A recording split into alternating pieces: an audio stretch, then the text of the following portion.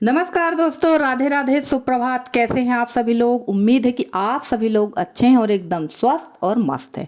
मैं भी अच्छी हूँ। तो चलिए, आज के ब्लॉग की शुरुआत बहुत लेट हो रही है। अब आप लोग कहेंगे इतनी लेट क्यों? तो कल ना काफ़ी ज़्यादा लेट हो गया था और हो ही जाता है, कभी कभी आलस भी आने लगता है कुछ काम हम लोग को घर के करते करते। और मुझे ये काम करना बहुत ज़्यादा ज़रूरी था। और यहाँ पर है भयंकर वाली धूल, वो भी अभी आप लोग को दिख जाएगा। तो ये देखिए, इस तरह की डस्ट है यहाँ पर। और ये सीमेंट और रेत वाली डस्ट ही है। और यहाँ पर रखा हुआ था ये पैरा, तो मुझे ये हटाना है। और यहाँ पर रखना है सूखे वाले कंडा, क्योंकि कंडा बाहर पड़े हुए हैं। और मौसम का कोई भरोसा नहीं है, एकदम ठंड। अभी मैंने कल बताया था कि ठंड बहुत ज़्यादा है, और आज जो है बिल्कुल ठंडा नहीं, यानी बादल फिर से हो चुके हैं। आज की जो धूप है वो हल्की धूप है, कल काफ़ी तेज धूप थी। और धूप हल्की हो गई है, जैसे ही बादल खुलेंगे फिर से ठंड पड़ेगी। तो चलिए भैया, यहाँ पर फटाफट से मैं ये एक किनारे कर दूंगी, इसको फेंकूंगी नहीं क्योंकि गाय के खाने का काम आ जाएगा। और ले आते हैं बाहर से कंडे और यहाँ पर सेट कर देंगे, क्योंकि ये सब काम तो करना ही है। धीरे धीरे तो सारे काम शुरू हो ही गए हैं। और मार्च अप्रैल से लगभग पूरे साल भर का काम होता है। और मैं वैसे, देखिए, सोचने से कुछ नहीं होता है। सोचने से अगर काम होने लगे तो बहुत अच्छा है, क्योंकि मेरे साथ तो एक बड़ा माइनस पॉइंट है कि मैं सोचती कुछ हूँ और हो कुछ और जाता है मेरे साथ। तो सोचा तो मैंने यही है कि भाई जल्दी सारे काम मेरे अप्रैल के पहले निपट जाएं। अब कोई भरोसा नहीं है कि निपट पाएंगे या नहीं निपट पाएंगे। तो यहाँ से ये सारे जो सूखे सूखे कंडे हैं इनको उठाकर अंदर रख देती हूँ। इसके पहले मैंने उतने कंडे रख दिए हैं, तो ये सारे रख देते हैं। और दरवाजे के सामने ही यहाँ पर बन रहे हैं कंडे, तो धीरे धीरे उठा के रख देते हैं। और 1-1.5 महीने और कंडे बनवाएंगे, ज़्यादा नहीं बनवाएंगे, क्योंकि यहाँ पर तो गैस का ही काम है। और इतने कंडे बारिश वर्ष के लिए बहुत है। और अभी पुराने वाले घर में भी काफ़ी सारे कंडा रखे हुए हैं। तो ज़्यादा कहना चाहिए, अति नहीं करना चाहिए किसी चीज़ की। तो जितने दिन बन रहे हैं उतने ही सही। और होली के बाद तो वैसे भी कंडा कम बनते हैं। और इस समय गोबर भी मेरे यहाँ कम ही हो रहा है। और जानवर अब घर पे ही बंधे हैं, पैरा खा खा के कितना गोबर देंगे, आप लोग खुद समझ ही सकते हैं। तो चलिए, यहाँ पर ये सारे कंडे उठा के ले चलते हैं और चलते हैं अंदर की तरफ। तो वहाँ पर हम इसको सेट कर देंगे। और कल के ब्लॉग में एक सिस्टर जी ने कमेंट किया, देखिए मैं उनका नाम तो मुझे नहीं पता, नाम मतलब मैंने पढ़ा था, भूल गई हूँ मैं। उन्होंने कहा है कि आपने जो अपना घर बनवाया है रोड के लेवल में बनवा लिया है, आपको थोड़ा सा ऊंचाई में बनवाना था। तो मैं आपको एक चीज़ बता दूं, जो हमारा घर है ना, तो सीधे सीधे कहते जहाँ ये मैं कंडे रख रही हूँ ना, इस कॉर्नर से 3 फीट ऊपर उठा हुआ है घर हमारा। क्योंकि ये प्लाट जो है ना ऊंचा नीचा था, तो इस जो ये सेंटर है ना, यहाँ से हम लोगों ने 3 फीट ऊपर उठवाया है। फिर सामने जाके तब लेवल हुआ है। और इसकी पुराई भी बहुत ज़्यादा हुई है। और ज़्यादा ऊंचा बनवाने का भी कोई मतलब नहीं है, क्योंकि भाई जितना हम ऊंचाई करवाएंगे, जितना हम घर में खर्च करेंगे उतना होता। और अगर हम और ऊंचाई करवा देते तो जितना मैं हमारे दीवार खड़ी हो गई उतने में सिर्फ मेरी नींव और प्लंथ की भराई होती। तो भाई देखिए, सबका अपना बजट होता है। मैं ये नहीं कहना चाहती कि आपने गलत कहा है, आपने सही कहा है। पर भाई हर व्यक्ति का अपना एक निश्चित बजट होता है हर काम के लिए, है ना। तो उसको अपने निश्चित बजट के अकॉर्डिंग ही काम करना चाहिए और करने देना चाहिए। हमें ये नहीं कहना चाहिए कि कोई भी व्यक्ति हो कि नहीं ये ऐसा नहीं ऐसा, ये ऐसा नहीं ऐसा है। जो जैसा कर रहा है उसको करने दो भाई, उसका उतना ही बजट होगा तो कोई क्या कर सकता है। और बजट वाली बात भी नहीं है, घर बिल्कुल सही बना है। सामने जब बेस हो जाएगा, आंगन बाउंड्री हो जाएगी, तो घर का लुक और भी अच्छा आ जाएगा। और रोज ही तो चिल्लाती हूँ मैं कि बेस कराना है, बाउंड्री कराना है, पर होगा कब मुझे नहीं पता। वैसे होना करना कराना चाहे तो करा सकते हैं, पर पता नहीं हस्बैंड क्या सोच रहे हैं, उनकी विचारधारा क्या है, मैं बिल्कुल नहीं बता सकती। क्योंकि उनके मन की बात तो, मैं पत्नी हूँ पर मैं नहीं जान सकती हूँ, ना ही वो कभी अपने मन की बात बताते हैं। तो ठीक है, जब उनको कराना होगा कराएंगे। क्योंकि अभी गर्मी में ही हालत ख़राब होने लगेगी, क्योंकि अभी ही धूप हवा चलने लगी है। और जब बाहर का कचड़ा है ना, यानी जो पैरा वगैरह, वो उड़ के अब अंदर आने लगा। और बारिश में तो नानी याद आ जाना है, ये तो 101% है। क्योंकि बाहर जो मिट्टी पड़ी हुई है ना, ये इतनी ज़्यादा धंसना है, इतनी धंसना है ना, कि जो अंदर पोछा लगा लगा के हालत ख़राब हो जाना है, ये तो निश्चित बात है। अभी समझ में नहीं आ रहा है, पर 4 महीने में समझ में आ जाएगा। तो चलिए, वहाँ का काम मैंने निपटा दिया है और फटाफट से यहाँ लगा लेते हैं पोछा। क्योंकि आप लोग थंबनेल देख के समझ ही गए होंगे और टाइटल देखकर कि हम लोग कहाँ जा रहे हैं। तो चलिए फटाफट से काम निपटा लेते हैं और नहा लेते हैं, क्योंकि बहुत ज़्यादा टाइम हो गया था। और खाना खाने के लिए मुझे जाना था मेरे बड़े ससुर जी के यहाँ। खाना का कोई मतलब खाना बनाने का कोई वीडियो आज मैंने शेयर ही नहीं किया है, क्योंकि यसी ने बना लिया था सब्जी चावल और यसी ने अपने लिए बना ली थी मैगी। तो यशी के पापा खाएंगे सब्जी चावल और यशी ने मैगी खा ली। और अभी मेरा कुछ भी नहीं हुआ है क्योंकि मैं बाहरी काम में उलझी रह गई। गाय का भूसा पैरा काफ़ी सारे काम होते, तो हर चीज़ की क्लिप मैंने शेयर नहीं की है। रोज़ रोज़ वही काम आप लोग को कहाँ तक दिखाएं। अब सोचा है कि अब आप लोग को कुछ अलग अलग से टॉपिक में वीडियो बनाकर दिखाएंगे दोनों चैनलों पर, एक पर नहीं दोनों चैनलों पर।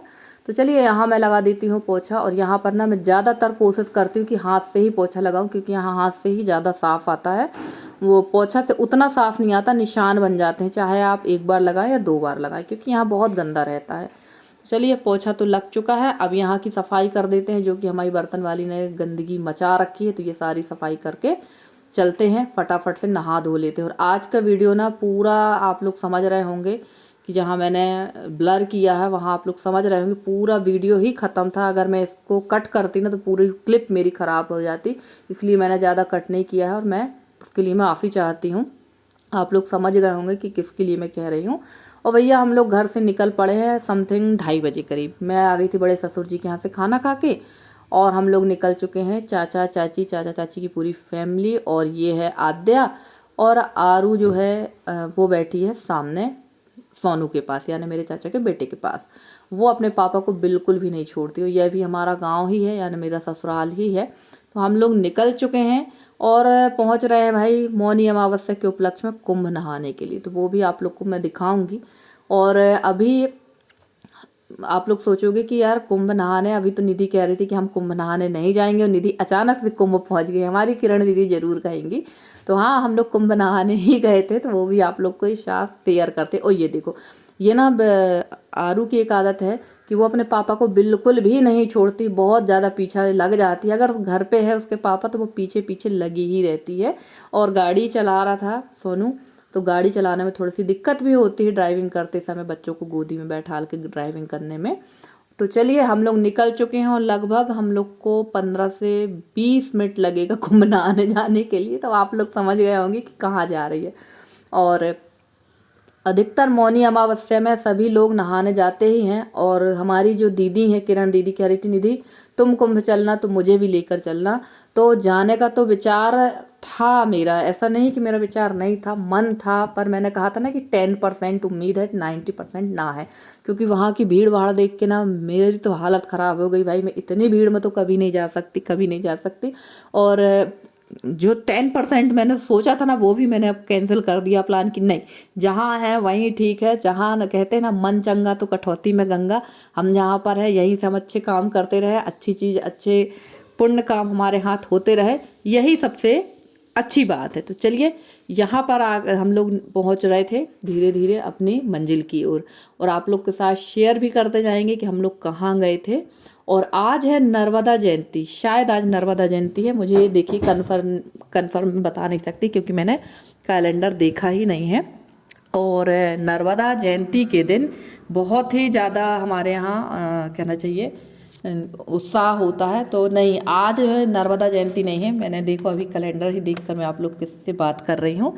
तो नर्मदा जयंती नहीं है। मेरे हस्बैंड ने कल बोल दिया रात को कि शायद आज नर्मदा प्रकट उत्सव है, तो नहीं, आज नहीं है। आज से शायद गुप्त नवरात्रि। और देखिए हम लोग पहुँच गए हैं भैया कुंभ नहाने के लिए।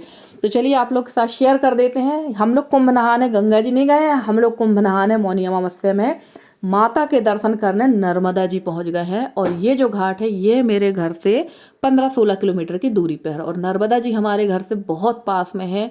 और सबसे अच्छी बात यह है कि हमको माता के दर्शन हो जाते हैं, यही हमारे लिए बहुत पुण्य की बात है। और हम लोग लेट आए थे, अगर हम लोग को थोड़ा पहले ही पता चल जाता, वैसे तो चाचा का लड़का बोल रहा था कि नहा लेंगे करके। और जब मैं कंडे रख रही थी ना, तभी चाची ने बताया था कि जल्दी कर लो काम, नर्मदा जी चलना है। पर छोटे छोटे बच्चे हैं, ये दोनों छोटे बच्चे हैं, घर के काम भी हो जाते हैं, पशुओं के काम हो जाते हैं, चाचा की दुकान का काम हो जाता है, तो थोड़ा सा लेट हो ही जाता है बच्चों के साथ में। तो चलिए कोई बात नहीं, माता के दर्शन करने से ही पुण्य काफ़ी मिलता है। और कहते हैं ना, माता नर्मदा के दर्शन से ही आदमी तर जाता है, और गंगा में नहाने से। तो गंगा में नहाने का महत्व है और नर्मदा जी का दर्शन मात्र से आप तर जाते हैं। तो चलिए आप लोग भी कर लीजिए हमारी माई रेवा के दर्शन। और मध्य प्रदेश में नर्मदा माई का ना बहुत बहुत बहुत ही ज़्यादा महत्व है। और देखिए पानी, देखिए कितना साफ़ है यहाँ का पानी।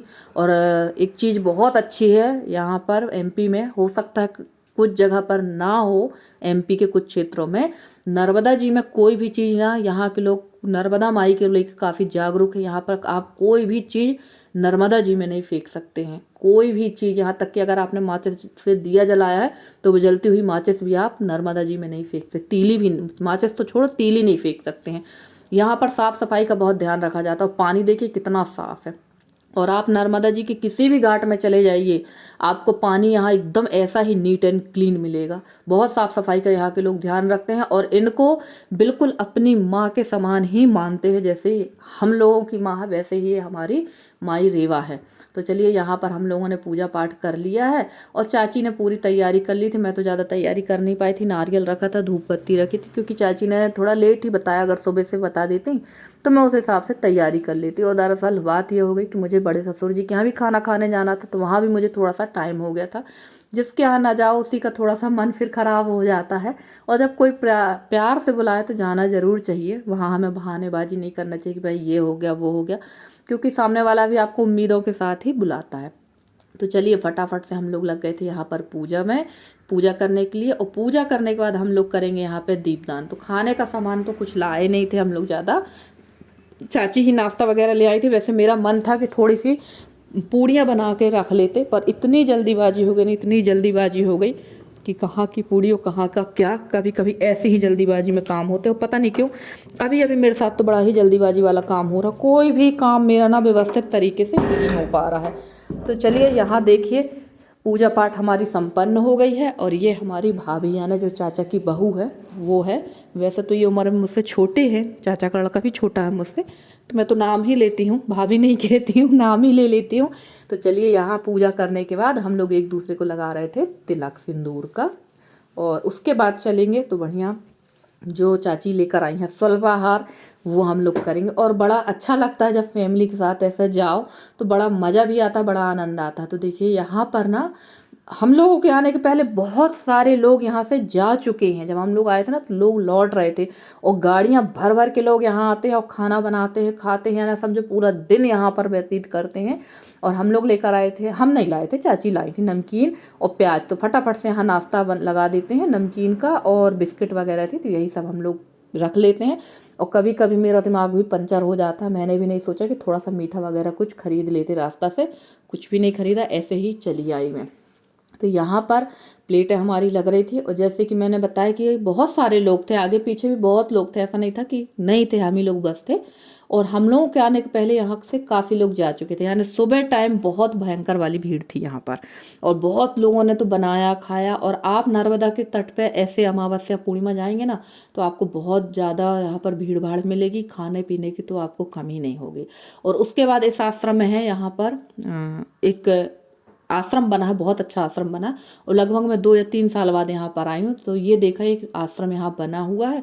और ये है मंदिर, यहाँ पर सभी प्रकार के मंदिर है, माई रेवा का, शिव जी का, हनुमान जी का।